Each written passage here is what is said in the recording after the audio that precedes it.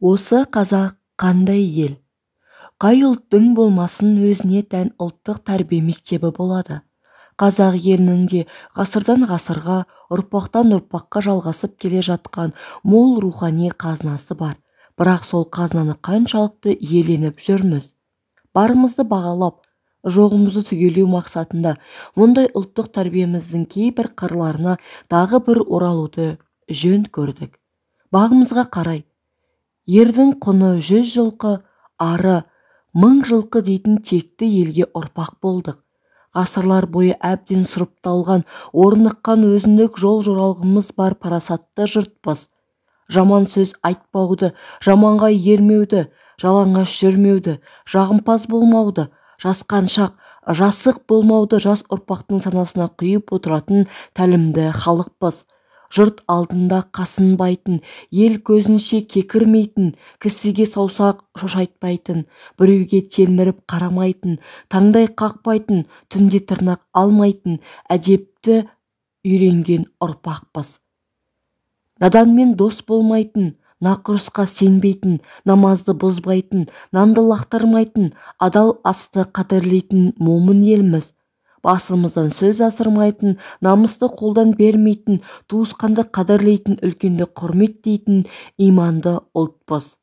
Құдайға мың шүкір, ешкімге өлім тілемейтін, өткенге өкінбейтін, өтірік сөйлемейтін, өтірік куәлік бермейтін, адам түгіл малға зәбір көрсетпейтін, обал сауапты білетін мейірімді халықпыз.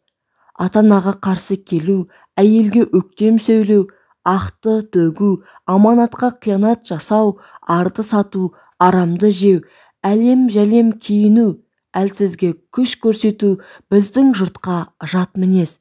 Бұл халық жолды кеспейтін, жұлдызды санамайтын, жерді сабамайды, кемтар адамға күлмейді, тырнағын тістемейді, тізесін құшақтамайды, тілін шығармайды, үлкенге сөз қайтармайды, үлкеннен бұрын отырмайды, үлкеннен бұрын тамаққа қол салмайды, үлкеннің бетінен алмайды, түрегеп тұрып тамақтанбайды, ыдысты теппейді, ысырапқор болмайды.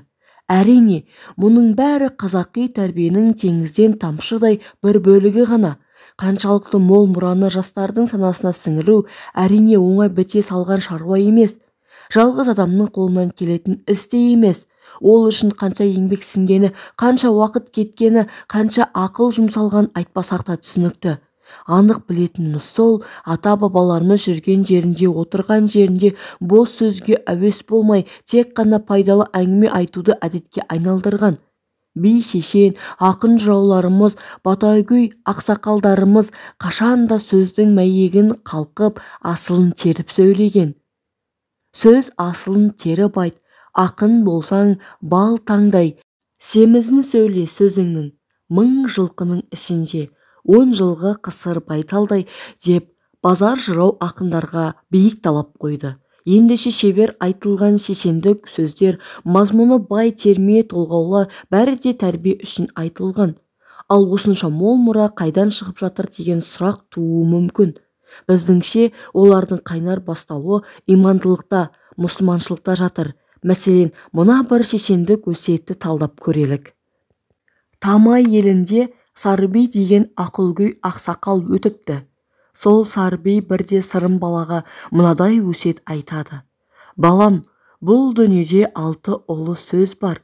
Соны есіңнен шығармай жүрсең, ең алдымен беделді, сыйлы боласың. Егер ол сөзді ұмытсаң, халық сенің маңайыңа жоламай-ақ аулақ қашады, дейді. Ол қандай сөз ата, айтыңызшы, дейді ұлы сөз дегенге қызығып қалған бала. Сонда Сарби, арлы ожданды бол, елге деген парызыңды ұмытпа, намысыңды жастан сақта, халқыңды алалама, жақыныңды жаралама, қалысыңды қаралама, деп толғанады. Міне, осы сөзі сырым шешен қартайған шағына дейін есіне сақтап келген деседі. Байқап қарасақ, бұл сөздердің бәрі де мұсылмандық ережелерге жатады. Ар-ождан Алла тағаланың әрбір жүрекке салып қойған ұлы механикасы. Әр пендеде өз іс-әрекеттерін, шешімдерін осы ар-ожданның сотына салып, оның дұрыстығын не бұрыстығын тексеруден өткізеді. Әр кім туылған кезде берілетін таза мұсылмандық табиғатымен қоса берілетін ар-ожданын бүлдірмей таза ұстауға тиіс. Ар-ождан Алланың ұлы нығметі, ол болмаса күнәнің күнә, қылмыстың қылмыс екенін ажырату қиын. Ар-ожданды еш уақытта жалғанға жүрмейтін, бура тартпайтын шыншыл төреші деп те баға берсек болады. Адамды ақыл алдауы мүмкін, қайраты алдауы мүмкін, бірақ жүрегіндегі ожданы еш уақытта алдамайды. Сары би сырымға соны ескертіп отыр. Елге деген парызда мұсылмандық құндылықтар қатарына жататын ұлы ұғым. Адамдардың ең жақсысы, адамдарға ең пайдалысы деген хадис түптен келгенде елге қызмет дегенге саяды. Намысыңды жастай сақта дегенді сөзді астары да өте терең. Қасиетті Құранда нағыз мүминдер ар-абыройларын қорғайды деген аят бар. Жігіттің намысы, қыздың абыройы исламдағы бағалы құндылықтарының қатарына жатады. Адам өзінің отанын, туған жерін, отбасын, елін, жұртын дұшпаннан қорғауға атсалысса, ол да намысты қолдан бермегендік. Халықты алалама деген өсиет те мұсылмандықтан алынған. Алланың шариғатында адам адамнан, ұлт ұлттан, қоғам қоғамнан артық саналмайды. Бәрі де Алла алдында тарақтың тісіндей, тең, бірдей.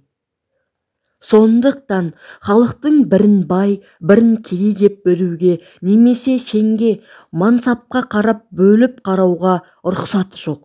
Мұхаммед пайғамбарымыздың өзі саллаллаху алейхи уассалам, мен патша емеспін, өздерің сияқты адамдардың бірімін деп қарапайымдылық қағидасын паш еткен. Жақыныңды жаралама, қалысыңды қаралама деген өсиеттерде бауырмашылдыққа, ағайындыққа, туыстыққа шақырып, өзіңнен төменге менсінбей қараудан сақтандырып тұрған үлкен ереже. Жинақтай айтқанда, осындай ұлы сөздерді бойына сіңіріп өскен халқымыз қанша тарихи зобалаңдардан өтсе де, иманынан, тектілігінен ажырамай келеді. Ләйім ұзағынан сүйіндірсін.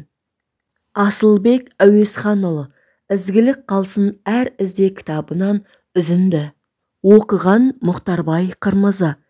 Арнам ұнаса, тіркеліп, лайк басып, достарыңызбен бөлісе отырыңыздар. Алдағы уақытта арнамнан ғибраттыққа толы әңгімелерді тыңдай аласыздар. Жоғалтып алмау үшін қоңыраушаны басыңыздар.